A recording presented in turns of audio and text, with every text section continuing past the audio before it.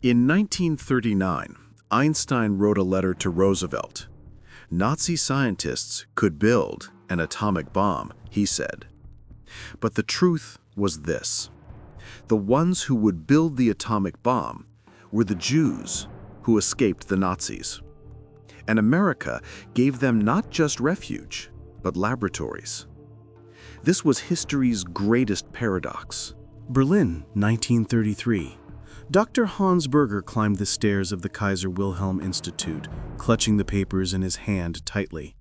These were the notes from his latest research on atomic nuclei. They were the foundation of the project he had worked on for years, the one he had dreamed about.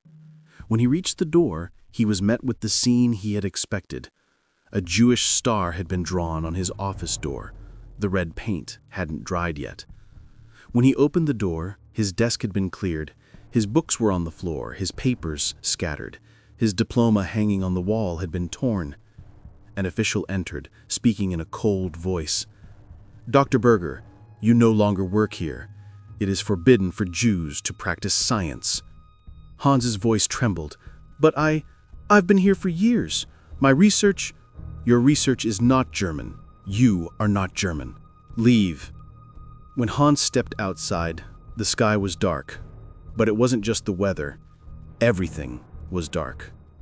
When he returned home, his wife Sarah was waiting for him at the door. Her eyes were tearful.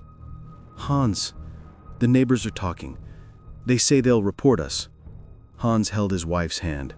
"We need to leave here." But where to? That night, he secretly met with other Jewish scientists in Berlin. Everyone's story was the same: dismissal, humiliation, threats. Dr. Elias Stein, a famous mathematician, slammed his fist on the table. "They're expelling us because they're afraid. Science exposes their lies." Dr. Miriam Klein, a young chemist, added quietly, "But if we stay, they'll kill us. We must leave." Hans raised his head. "America. They say there's freedom there. Maybe they'll accept us." Elias gave a bitter smile. "Why would they accept us? We're just refugee Jews." But there was no other choice. It was autumn of 1938, Kristallnacht, the night of broken glass. Violence against Jews in Germany had reached its peak. Synagogues were being burned, shops looted, people beaten in the streets. Hans and Sarah boarded a train with forged documents. They had only a small suitcase with them. Inside were a few clothes, a photo album, and Hans's most valuable research notes. As the train approached the Dutch border, inspections began. Gestapo officers walked through the cars, examining documents. Hans's heart was pounding wildly. Sarah's hand was trembling. The officer came before them, looked at the documents. A long silence followed. Then he handed them back. "You may pass." When they crossed the border, Sarah couldn't hold back her tears. Hans whispered, "We're not safe yet, but now we're free." In the Netherlands, they met with other refugee scientists. They all shared the same goal: America. But getting to America wasn't easy. Visa applications took months. Quotas were full. Most applications were rejected. One day, a letter arrived from Princeton University. "Dear Dr. Berger, we have heard of your research. If you come to America, we can offer you a position." Hans's hands trembled as he read the letter. Sarah leaned on his shoulder. "We're going," Hans said. "Finally, we're going." In the spring of 1939, a ship docked at New York Harbor. On deck were hundreds of refugees, among them scientists, artists, writers. When Hans saw the Statue of Liberty, he held his breath. He squeezed Sarah's hand. "Here we will start again." But what awaited them in America? New York, 1939. When they set foot on the dock, Hans and Sarah were overwhelmed by the noise of the massive city. Buildings touched the sky. Streets were filled with cars. Everything was so fast, so big. A relief organization placed them in a small apartment. 2 rooms, old furniture, a broken lamp. But it was clean. It was safe. Hans bought a train ticket to get to Princeton. When he arrived at the university, the office he was given was 1/10 the size of his old office in Berlin. On the desk were a few books, a small chalkboard. But he was free. On the day he gave his first lecture, students looked at him with suspicion. His accent was heavy, his English still weak. A student asked, "Are you a Nazi?" Hans stopped, his heart constricted. "No," he said slowly, "I escaped from the Nazis because I am Jewish." The class fell silent. Then a student stood up and began to applaud. Others joined in. That night, when Hans returned home, he told Sarah, "Here they listen to us. They see us as human beings." But there was still uncertainty. War was approaching. What would America do? In the summer of 1939, Hans was invited to a meeting.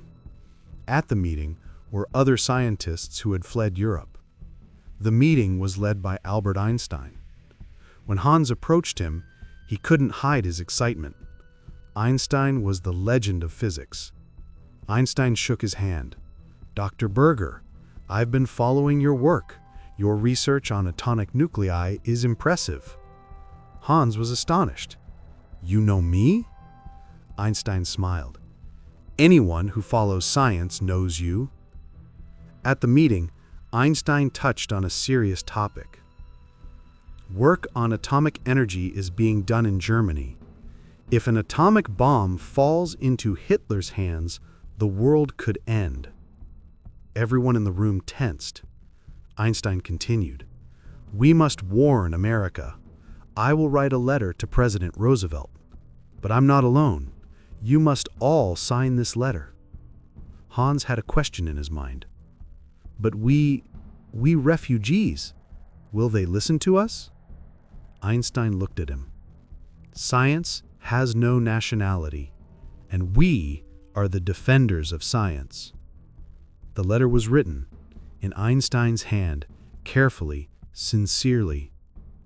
The letter ended thus: "Dear President Roosevelt, atomic energy can save humanity or destroy it. We want to use this energy for freedom, but our enemy will use it for destruction. Please listen to us." The letter was sent, and they waited. Winter of 1940. Hans was working in his office at Princeton when there was a knock at the door. The man who entered was dressed in civilian clothes, but his bearing was military. "Dr. Berger, I'm James Sullivan. I want to speak with you on behalf of the American government." Hans stood up, agitated. "Is there a problem?" Sullivan shook his head. "No, quite the opposite. We want to make you an offer." Hans sat down, his heart racing. Sullivan continued, "President Roosevelt read Einstein's letter, and he's made a decision. America will start a secret project on atomic energy." Hans's eyes widened. "An atomic bomb?" Sullivan didn't answer, but his eyes said everything. "We're making an offer to you and other refugee scientists. Would you like to work on this project?" Hans looked at him in shock. "But I'm a refugee. How can you trust me?" Sullivan leaned forward. "Because you escaped from Hitler. That clarifies which side you're on, and because you're one of the world's best physicists." Hans couldn't speak. For years he had been humiliated, expelled, seen as worthless. Now America was inviting him to build an atomic bomb. Sullivan added, "The project is called the Manhattan Project. It's secret, it's dangerous, but if we succeed, We'll save the world. Hans took a deep breath. I accept. That night when he told Sarah, his wife was frightened. Hans, this is dangerous. What if something happens? Hans held her hand. The Nazis wanted to kill us because we did science. But America is giving us the opportunity to do science. This is the return of our dignity. 1943, Los Alamos, New Mexico. In the middle of the desert, a secret laboratory had been established. From the outside, it looked like a military base.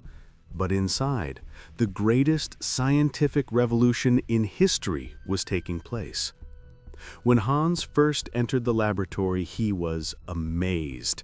The most advanced equipment, unlimited materials, unlimited time. Project leader J. Robert Oppenheimer gathered all the scientists. Gentlemen, ladies, we came here from different countries, different faiths, but we all have a common goal: to protect freedom. Hans looked around. In the room were German, Austrian, Hungarian, Italian scientists. All were refugees. All had fled the Nazis. Now they were all building the atomic bomb together. The first days were difficult. Calculations were complex. Experiments failed. One night, Hans and Dr. Elias Stein were left alone in the laboratory. Both were tired, but continued working. Elias raised his head. Hans, do you ever think we're building a bomb here? A weapon that could kill thousands of people? Hans stopped. Yes, I think about it every day. So, is this right? There was a long silence before Hans answered. I don't know, he finally said. But I know this: if we don't do it, Hitler will, and he will show no mercy. Elias nodded. Perhaps science is not always ethical, but sometimes survival is more important than ethics. Months passed. Calculations were completed, designs finished, the first prototype prepared. In the summer of 1945, the historic moment arrived. A test would be conducted, the Trinity test. Hans stood with the other scientists at a safe distance. His eyes were locked on the dark desert. The countdown began. 10, 9, 8. Hans's heart was pounding wildly. 3, 2, 1. Light exploded. The sky lit up. It was a light brighter than the sun, hotter. The mushroom cloud rose, climbing toward the heavens. Hans closed his eyes. This was the theory that he had worked on for years. Now it was real. Oppenheimer stood beside him. His face was cold, his eyes empty. He whispered, "Now I am become death, the destroyer of worlds." Hans looked at him. He didn't know whether he felt pride or guilt inside. Maybe both. August 1945. News came. Atomic bombs were dropped on Hiroshima and Nagasaki. Japan surrendered. The war was over. Among the scientists at Los Alamos, there was silence. Some celebrated, others cried. Hans sat alone in his room. In his hand was a newspaper. The headline, "Atomic Bomb Ends War." But the subheading, "Hundreds of thousands of civilians dead." Sarah came to him, touched his shoulder. "Hans, this isn't your fault." Hans shook his head. "But I did the calculations for this bomb. My fingerprints are on that bomb." Sarah knelt, looked into her husband's eyes. "You did this to stop Hitler. If you hadn't, maybe now the Nazis would be ruling the world." Hans wiped his eyes. "I know. But that doesn't ease the pain. A week later, the entire Manhattan Project team was called to a meeting. President Truman gave them a thank you speech. "You have protected freedom. America is indebted to you." But Hans couldn't applaud, because victory didn't always bring happiness. After the war ended, Hans returned to Princeton. He was famous now. He was one of the scientists who worked on the atomic bomb project. But he never talked about it. He taught his students, continued his research. But every night, he had the same dream. The mushroom cloud, rising smoke, ending lives. One day, a young student asked him, "Professor, did you build the atomic bomb?" Hans stopped. After a long silence, he answered, "Yes." "Do you regret it?" Hans looked out the window. Outside, students were laughing, trees were swaying, life was continuing. "I don't know if I regret it," he said slowly, "but I know this. Science can save humanity or destroy it. And our duty is to use it in the right direction." In the 1950s, Hans and other Manhattan Project scientists started a campaign, Peaceful Use of Atomic Energy. Together with Elias, Miriam, and others, they gave conferences, wrote articles. Atomic energy can generate electricity, cure diseases, end hunger in the world, Hans said at a conference. But for that, we must choose peace, not war. In 1955, Einstein died. Hans attended his funeral. Standing by the coffin, he remembered Einstein's famous letter. "An atomic bomb can be built, but should it be built?" Einstein had never given a clear answer to that question. Hans whispered by the grave, "Professor, my answer to your question is this. Perhaps it shouldn't have been built, but it needed to be built, because the world offered no other solution at that time." Years passed. Hans aged. His hair turned white, his hands trembled, but he still taught. One day, a young girl approached him. "Professor, I want to be a physicist too, but I'm afraid that wrong things will be done with science." Hans smiled. "Science is neither good nor bad. Science is just a tool. What matters is who uses it and why." The girl asked, "So were you on the right side?" Hans thought. After a long silence, he answered, "I was on the side of freedom, and that was enough for me." Nazi Germany expelled Jewish scientists because they were the enemy, but America accepted them because they were human. And this difference changed the course of history. The atomic bomb was a terrible weapon. It took the lives of thousands of people, but at the same time, it saved the lives of millions. Scientists like Hans Berger escaped from death, but they didn't lose life, science, or humanity. This story isn't about war. It's about humanity, science, and choices. Because sometimes the person you call enemy gives you the greatest power. And sometimes it's not the place you escape from, but the place you reach that defines you. If this story moved you, don't forget to subscribe. We keep history's forgotten moments alive together, because the past sheds light on the future.